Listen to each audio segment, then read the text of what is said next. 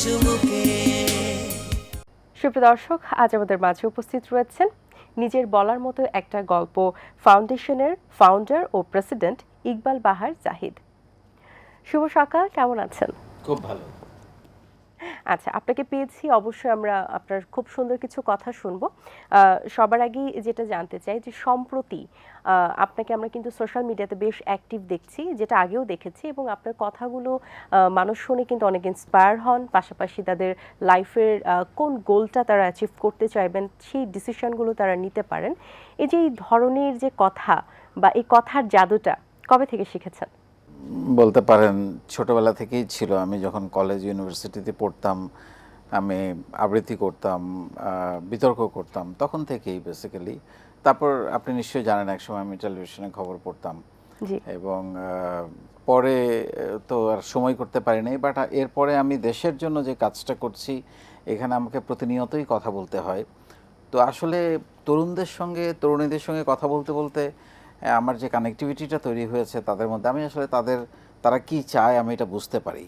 মানে হয় কি, অনেক মানুষের সঙ্গে যখন মেলামেশা করা হয় তখন তাদের জীবন দর্শন, তাদের চিন্তাভাবনা, তাদের ভেতরের সম্ভাবনা, এগুলোকে যখন খুঁজে বের করা যায় তখন কানেক্ট করা খুব সহজ হয়ে যায়। সো এই কারণেই হয়তো আমাকে অনেকেই বলে যে আপনি কি এই কথাটা আমাকেই বলছেন। সো এই এই মেসেজটা আমি প্রায়ই পাই, আমাকে ইনবক্স করে বা হোয়াটসঅ্যাপে বা ইমেল করে যে এই লেখাটা কি আমার জন্য লিখেছেন। সো এই যে মেলাতে পারা, এটা খুব গুরুত্বপূর্ণ আমার কাছে একদম। মনে হয়। এবং সেই সাথে কিন্তু আপনার ৩,০০০ দিনের যে মাইল ফলক আপনি সম্পন্ন করেছেন এবং সফল হয়েছেন, সেটার জন্য আপনাকে অনেক অনেক অভিনন্দন।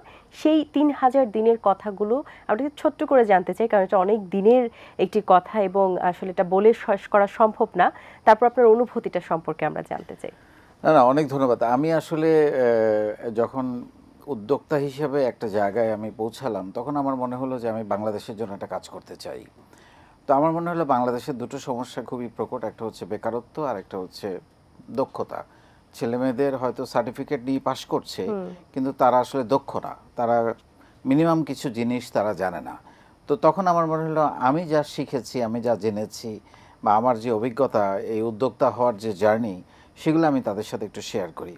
সো এই ভাবনা থেকেই 2018 সালের 1 জানুয়ারি আমি নিজের বলার মতো একটা গল্প ফাউন্ডেশনের মাধ্যমে সারা বাংলাদেশের ছেলেমেয়েদেরকে যুক্ত করে, এই অনলাইনের মাধ্যমেই যুক্ত করে আমি তাদেরকে শেখানো শুরু করি। তবে আমি শেখানোর সময় আমি চিন্তা করলাম যে সবাই তো এরকম অনেক কিছু করছে, সো আমি কি ব্যতিক্রম করতে পারি। তো ব্যতিক্রমের মধ্যে আমার দুটো ব্যতিক্রম প্রথমেই মাথায় আসে। এটা হচ্ছে আমি প্রতিদিন শেখাবো, এভরি সিঙ্গেল ডে। মানে সেখানে কোনো শুক্রবার, শনিবার, ঈদের দিন, পুজোর দিন থাকবে না। এটা ছিল একটা চিন্তা। আর একটা ছিল যে আমি যেহেতু বাংলাদেশের জন্য একটা কাজ, আমি এটা কোনো টাকা পয়সা নেব না। আমি যে কন্টেন্টগুলো দিয়ে তাদেরকে প্রশিক্ষণ দেই, 270টা রিটেন কন্টেন্ট, 270টা ভিডিও, 90 দিনে, এক একটা ব্যাচে 540টা কন্টেন্ট। আচ্ছা। এই কন্টেন্টগুলোর বাজার মূল্য কমপক্ষে 2 লক্ষ টাকা, যেটা আমি ফ্রিতে দিচ্ছি তাদেরকে। সো এই প্রশিক্ষণটা দিতে গিয়ে আমরা প্রথম ব্যাচ শুরু করি 164টা ছেলে মেয়েকে নিয়ে সারা বাংলাদেশ থেকে। আচ্ছা। পরে এত আগ্রহ আসলো, দ্বিতীয় ব্যাচে 6000 জন, আমার এখনো মনে আছে, তৃতীয় ব্যাচে 18। এইভাবে বাড়তে বাড়তে এখন প্রত্যেক ব্যাচে 1 লক্ষ করে যুক্ত হয়। সেই 164 জনকে নিয়ে যে যাত্রা শুরু করেছিলাম, এখন আমার শিক্ষার্থীর সংখ্যা 36 লাখ। ওয়াও!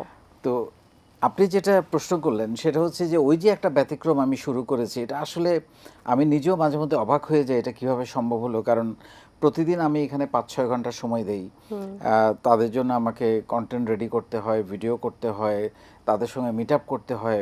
কয়দিন আগে আমি কাতার গেলাম মিট আপ করার জন্য। সো আমি সারা পৃথিবীতে এরকম ঘুরে বেড়াই। আমি সৌদি আরব গিয়েছি, দুবাই গিয়েছি, সাউথ কোরিয়া গিয়েছি ওদের জন্য, মালয়েশিয়াতে গিয়েছি, ইটালিতে গিয়েছি, এবার কাতার গেলাম। সো আমি যখন যাই ওখানে 300-400 বাংলাদেশি প্রবাসী একত্র হয়ে যায়, এবং তাদের পরিবর্তনের গল্পগুলো আমি তখন শুনি, প্লাস আমি তাদেরকে কিছু গাইডলাইন করি। সো এই যে একটা জিনিস আমি করে যাচ্ছি টানা প্রতিদিন, আমি এর মধ্যে বিদেশে গেছি, আমার জ্বর হয়েছে, হসপিটালে ছিলাম, আমি বাদ দেই নাই। সো এটা একটা ওয়ার্ল্ড রেকর্ড হয়ে গেছে যে টানা 3000 দিন আমি প্রশিক্ষণ দিয়েছি এবং বিনামূল্যে। সো এইটা সারা পৃথিবীতে কেউ করে নাই, বাংলাদেশ তো নয়। একদম। আচ্ছা, এই কাজটি করতে গিয়ে কখনো এরকম মনে হয় না, অনেক তো ঝড় এসেছে, অনেক বাধা এসেছে, যে না আর পারছি না, একটু থামি বা থেমে যাই, হয়তোবা সম্ভব হবে না। তখন কি নিজের মধ্যে কোন বিশ্বাসটা নিয়ে এসেছিলেন? অ্যাকচুয়ালি বাধা অনেকবারই এসেছে। বাধা এসেছে, যেমন আপনি নিশ্চয়ই জানেন আমার করোনার সময় করোনা হয়েছিল। জি। তখন আমার পরিবার থেকে একটা ভীষণ বাধা এসেছিল যে এটা আর করা যাবে না, হুম। কারণ তুমি অসুস্থ হয়ে যাচ্ছ এটা করতে করতে। তো তারপরে হচ্ছে যে শুরুর দিকে কিছু বাধা ছিল, অনেকে একটু সন্দেহের চোখে দেখেছে যে আমার আসলে উদ্দেশ্যটা কি, হুম। মানে আসলে কি বিনামূল্যে হচ্ছে এটা, হুম। বা হুম। আসলে কি কিছুদিন বিনামূল্যে করার পর পরে উনি আবার কিছু একটা চেয়ে বসবেন কিনা। হুম। তো এরকম নানান রকমের স্পেকুলেশন ছিল, বাট আলহামদুলিল্লাহ ৮ বছর ৬ মাস পার হয়ে গেছে এখন। সে সন্দেহটা মনে হয় এখন হ্যাঁ, চলে সেই গেছে। সেই সন্দেহ অনেক আগেই দূর হয়ে গেছে, ১-২ বছরের মাথায় দূর হয়ে গেছে। তো বাধা আসে, বাধা আসার পরে আমাকে যেটা অনুপ্রাণিত করে সেটা হচ্ছে আমি যাদেরকে শেখাই তাদের গল্পগুলো, তাদের ট্রান্সফরমেশন, তাদের এগিয়ে যাওয়া। হুম। হুম। আহ, এই যেমন আমি সেদিন কাতার গেলাম, সেখানে একটা ছেলে আমাকে তার গল্প শোনাচ্ছিল যে সে সিম্পলি মানে বিদেশে কি করতে যায়, ওরা নর্মালি আমাদের বিদেশে সবাই চাকরি করতে যায়, হুম। হুম। এবং হুম। চাকরিগুলো মোস্টলি হচ্ছে আনস্কিল্ড জব। তো ওই কাজই সে করতে গিয়েছে, কিন্তু আমার সঙ্গে এই ফাউন্ডেশনে আসার পর, এখান থেকে প্রশিক্ষণ নেওয়ার পরে সে তার মাথায় আসলো যে কাতারে বসেই সে উদ্যোক্তা জার্নি শুরু করবে, এবং সে শুরু করেছে। আজকে প্রায় ৫ বছর হয়ে গেছে এই জার্নি। এখন তার কর্মীর সংখ্যা ২৫০০ কাতারে। হুম। তাহলে আপনি যখন এরকম একটা গল্প শুনবেন, আপনি এখান থেকে কীভাবে বেরোবেন? একটা মেয়ে হয়তো, মানে রংপুরের একটা মেয়ে, আমার এখনও মনে পড়ছে, সে একদিন আমাকে তার গল্প বলছিল। সে ডিভোর্স, এবং বাংলাদেশের প্রেক্ষাপটে যেটা দেখবেন যে ডিভোর্স হলে বাপ মাও দেখে না, হুম। এবং তার একটা বাচ্চা আছে, এবং তার বাচ্চার স্কুল যাওয়া বন্ধ হয়ে গিয়েছিল, তার বাচ্চার জন্য দুধ কিনতে পারে না, এরকম অবস্থা, ছোট বাচ্চা। সেই মেয়ে এইখানে এসে প্রশিক্ষণ নিয়ে ঘুরে দাঁড়িয়েছে, এখন মাসে ৩০-৪০ হাজার টাকা ইনকাম করে, তার বাচ্চা স্কুলে যায়। সো এইটা যখন শুনি আমি, তখন আমার মনে হয় যে আমার মতো একজন ক্ষুদ্র মানুষকে দিয়ে যদি একটা মানুষের জীবন পরিবর্তন করা সম্ভব, তাহলে আমি কেন করব না? বেশ দারুণ। আপনার ফাউন্ডেশন নাম নিজের বলার মতো একটা গল্প। এই তরুণ প্রজন্মদের জন্য নিজের বলার মতো একটা গল্প থাকাটা কেন এত জরুরি? আসলে অনেকেই মনে করে বাংলাদেশের প্রেক্ষাপটে সফলতা মানে হচ্ছে আপনার অনেক টাকা আছে, গাড়ি আছে, বাড়ি বাড়ি আছে, আছে। এটি হুম। হচ্ছে সফলতা। কিন্তু আমি ইকবাল বাহার ব্যক্তিগতভাবে সফলতাকে এইভাবে ডিফাইন করি না, যার কারণে আমি দেশের জন্য কাজ করতে পারছি আর কি। কারণ আমাকে অনেকে বলে, তুমি যে সময়টা এখানে প্রতিদিন ৫-৬ ঘন্টা দিচ্ছ, ওটা যদি তোমার বিজনেসে দিতে বা নতুন কোনো বিজনেস, তাহলে হয়তো আরও অনেক টাকা হুম। আর্ন করতে হুম। পারতা। বাট আমার কাছে মনে হয় একটা মানুষের ভালোভাবে থাকার জন্য কত টাকা দরকার, মানে মানুষে আমরা যে পরিমাণ টাকার স্বপ্ন দেখি বা লোভ দেখি, হুম। হুম। এটাকে আমরা আসলে ভোগ করে যেতে পারি না। তো আসলে সব কিছুর একটা লিমিট থাকা দরকার। আমি কতদূর চলবো, হুম। কতদূর আয় করব, কতদূর এগোবো, সেটারও একটা লিমিট থাকা দরকার। তাইলে হয় কি, মানুষ লোভে পড়ে না। মানুষ যখন লোভে পড়ে তখন অসৎ পথে অনেক কিছু করার চিন্তা ভাবনা করে, হুম। তখন নীতি নৈতিকতা নষ্ট হয়ে যায় মানুষের। তো সেই জন্য আমার কাছে মনে হয় একটা মানুষের গল্প তখনই তৈরি হয় যখন সে নিজে বড় হওয়ার পাশাপাশি, ডেফিনেটলি লাইফে টাকা দরকার আছে, অবশ্যই। স্বচ্ছন্দতা দরকার আছে, কিন্তু সেটা এমন দরকার যতটুকু আপনি ভোগ করতে পারবেন, যতটুকু আপনি মানুষের কাজে লাগাতে পারবেন। শুধু নিজে একা বড় হলেন, হুম। আপনি একটা ১০ তলা বাড়ির মালিক হলেন, নিচে আপনার বস্তি আছে, তো কোনো লাভ হলো না। বা আপনার আত্মীয় স্বজন বন্ধুবান্ধবরা আপনার বাড়িতে আসতে পারে না, গরিব মানুষগুলোর কোনো অ্যাক্সেস নাই, এটাকে তো সফলতা বলে না। আমি ব্যক্তিগতভাবে মনে করি আপনি বড় হওয়ার পাশাপাশি আরও কয়জন মানুষের দায়িত্ব আপনি নিয়েছেন, বুদ্ধি পরামর্শ। আর দায়িত্ব নিতে কিন্তু টাকা পয়সা লাগে না, একটু বুদ্ধি। আমি কি টাকা পয়সা খরচ করছি? হ্যাঁ, আমার সময়টা ইজ এ মানি। আমি যে ঘুরে বেড়াচ্ছি সারা বাংলাদেশ, সেখানে আমার কিছু টাকা পয়সা খরচ হচ্ছে, কিন্তু অনেক টাকা খরচ হচ্ছে না। এই যে এত ৩৬ লাখ মানুষকে আজকে ৮.৫ বছর ধরে আমি শিখিয়ে যাচ্ছি, এটা তো একটা ইচ্ছা মাত্র, হুম। যে আমি মানুষের জন্য, দেশের জন্য, বাংলাদেশের জন্য একটা কিছু করব। তো সেই জন্য আমার মনে হয় প্রত্যেকটা মানুষের একটা গল্প থাকা উচিত, যে গল্পটা হচ্ছে সে কাউকে রক্তদান করেছে, একটা গাছ লাগিয়েছে, একটা মানুষকে সাহায্য করেছে, কাউকে ঘর তুলতে সাহায্য করেছে, তবে তার গল্পটা কোনো না কোনো বইতে বা কোনো না কোনো পত্রিকায় লেখা হবে। আদারওয়াইজ শুধু টাকা পয়সা আছে, সেই গল্প কোথাও লেখা হবে না। আপনি আপনার কথার মাধ্যমে কিন্তু বারবারই আপনার নানান ভিডিওতে আপনি তরুণ প্রজন্মদের বেশ উৎসাহ দিয়েছেন লাইফে কিছু ভালো করার, এবং পাশাপাশি কিন্তু আপনি তাদেরকে একটা ওয়ে করে দিয়েছেন। একদম অনেকে কিন্তু পথ কথা বলে কিন্তু পথ দেখাতে পারে না যে কোন পথে তারা হাঁটবেন, আপনি সেটাও করেছেন। কিন্তু এই নতুন প্রজন্মদের মধ্যে সবচেয়ে বেশি কমতি আপনি কি লক্ষ্য করেছেন, যে যেটা হয়তো বা তাদের মধ্যে না থাকলে তারা আরো ভালো কিছু করতে পারবেন? সমাজে অনেকেরই ধারণা যে যে ছেলেটা বা যে মেয়েটা গ্রামে থাকে, মফস্বলে থাকে, জেলা সদরে থাকে, ও বোধহয় মানে ওই অত দূরের মধ্যেই থাকবে, ওর পক্ষে কিছু বাড়তি কিছু বড় হওয়া, বড় স্বপ্ন দেখা ওর সম্ভব না। আমি যেসব গল্পগুলো আপনাকে বললাম, ইভেন আমার একটা ছেলের গল্প আপনাকে বলতে পারি যে একদিন রাত্রেবেলা আমার বাসার সামনে এসে আসলো, হঠাৎ করে আমাকে বললো, স্যার একটু নিচে নামেন। তো আমি বললাম যে এত রাতে তুমি, স্যার প্লিজ নামেন। তো নামলাম, নেমে দেখি একটা বিরাট গাড়ি। ও স্যার গাড়িটা শোরুম থেকে নিয়ে এসেছি, আগে আপনি উঠবেন, তারপর আমি আমার বাবা মাকে চড়াবো। এই যে এই ছেলেগুলা কিন্তু সবই মফস্বলের, রাজশাহী, রংপুর, দিনাজপুর, চিটাগং, এরকম একেবারে জেলা পর্যায়ের ছেলে পেলে।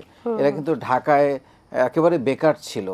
তো আমি যেটা ব্যক্তিগতভাবে মনে করি আমার অভিজ্ঞতায়, সেটা হচ্ছে আমাদের তরুণ তরুণীদের অসীম সম্ভাবনা, ভিতরে অনেক সম্ভাবনা আছে, যেটা আসলে দরকার আমাদের লিডারশিপ। তাদেরকে একটু পথ দেখানো দরকার, একটু মাথায় হাত বোলানো দরকার, পিঠ চাপড়ে বলা দরকার যে যা বাবা তুই পারবি। সো এবং তাদেরকে সত্যি সত্যি, যেমন আমি সবসময় বলি যে আমি কিন্তু শুধু স্বপ্ন দেখাই না, আমি স্বপ্নটা কীভাবে বাস্তবায়ন করতে হয় আমি সেটাও শেখাই। সো এই শেখানোটা খুব দরকার। এবং আমি তো ধরেন খুবই ক্ষুদ্র পরিসরে একক চেষ্টায় ব্যক্তি উদ্যোগে এই কাজটা করছি। এবং এইটা যদি ধরেন আরও 10 জন, 100 জন, 500 জন মানুষ করে, বা সরকারি পর্যায়েও এটাকে নিয়ে যাওয়া হয়, তাহলে আসলে এরা বদলে যাবে। বাংলাদেশের সবচেয়ে বড় সম্পদ কিন্তু আমাদের তরুণরা, আমাদের জনসংখ্যা।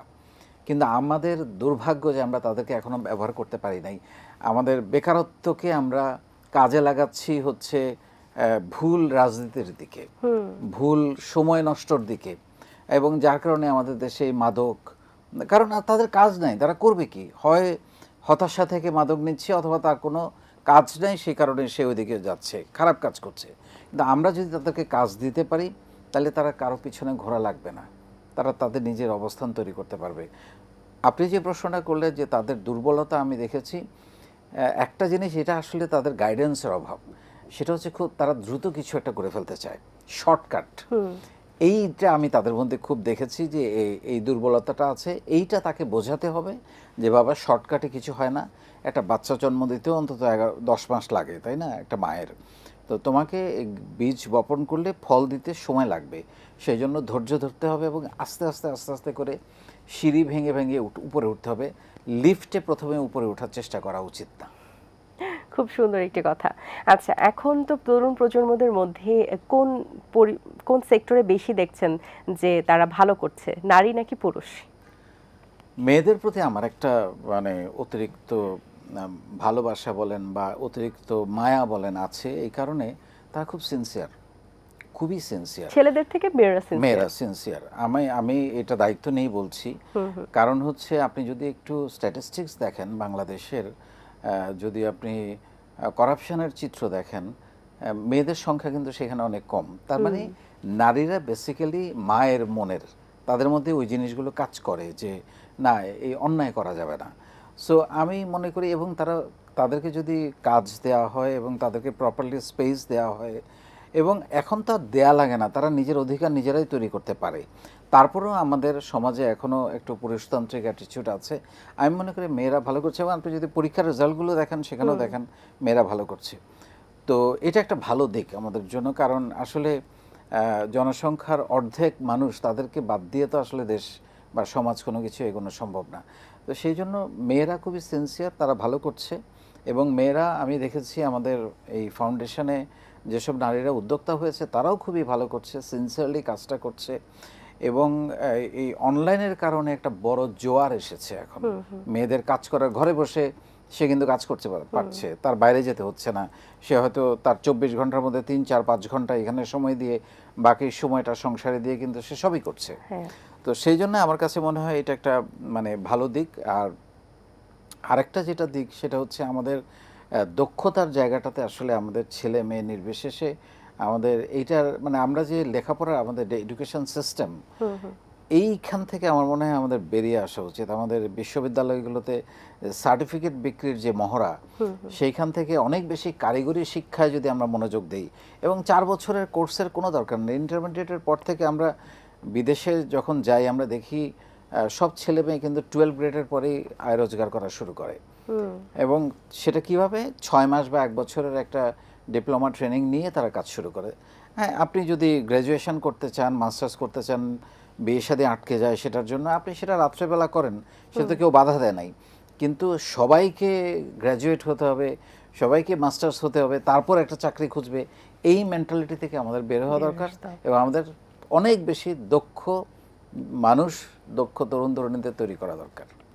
এবং অবশ্যই পরিশেষে ধৈর্যটা থাকতে হবে। অসংখ্য ধন্যবাদ আপনাকে, চমৎকার কিছু কথা বলেছেন। আশা করছি আজকের আয়োজন দর্শকদের ভালো লাগবে। অনেক শুভকামনা রইল আপনার জন্য। ভালো থাকবেন সবসময়, এবং সবসময় আমাদের মাঝে এরকম ইন্সপায়ারমূলক কথাবার্তা বলবেন। Thank you so much. দর্শক, আশা করছি আজকের আয়োজন ভালো লেগেছে। আজ এই পর্যন্তই। দেখা হবে আগামী পর্বে নতুন কোনো অতিথির সঙ্গে।